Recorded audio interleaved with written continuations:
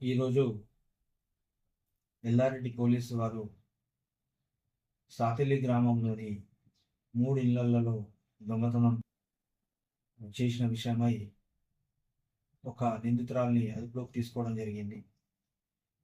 ఇటు నిందితురాలు పేరు నీరడి మంజుల. ఈమెకు 45 సంవత్సరాలు ఉంటాయి. మీకు సాతిలి గ్రామం ఈమెది. సాతిలి గ్రామం నుండి ఇక్కడికి వీక్లీ మార్కెట్కి వచ్చి తన దగ్గర ఉన్న బంగారం అమ్మడానికి చూస్తూ ఉంటే నమ్మదగిన సమాచారం మేరకు ఎస్ఐ గారు వెళ్ళి ఎంక్వైరీ చేయడం జరిగింది. ఆ ఎంక్వైరీలో భాగంగా ఈ మధ్య కాలంలో జరిగినటువంటి 3 దొంగతనాలు అవి ఆమె కన్ఫెస్ చేయడం జరిగింది.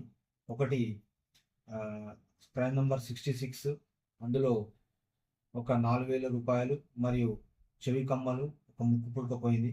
అలాగే క్రైమ్ నంబర్ 97లో పట్టగొలుసులు ఒక 20 తులాలు, ఒక చెవి కమ్మలు, అలాగే ఒక 13,000 రూపాయలు పోయినాయి. అలాగే 98 క్రైమ్ నంబర్లో ఒక 5 తులాల సిల్వర్ కడియము మరియు ఒక 10,000 రూపాయలు పోయినాయి. ఇవన్నీ కూడా ఆమె తీసినట్టుగా కన్ఫెస్ చేసింది. దానిలో భాగంగా ఆమె దగ్గర నుండి కొంత ప్రాపర్టీని రికవరీ చేయడం కూడా జరిగింది. పట్టగొలుసులు మరియు కమ్మలు, అదే ఒక 12,000 రూపాయలు, అదేవిధంగా కడియం కూడా రికవర్ చేయడం జరిగింది.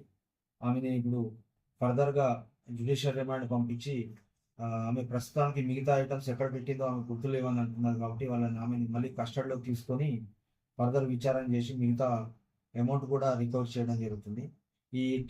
ఈ కేసు డిటెక్షన్లో చురుకుగా వ్యవహరించినటువంటి కానిస్టేబుల్ ఇద్రీసు మరియు హోంగార్డ్ ప్రసాద్ ఇద్దరిని కూడా ఎస్పీ గారు అభినందించారు.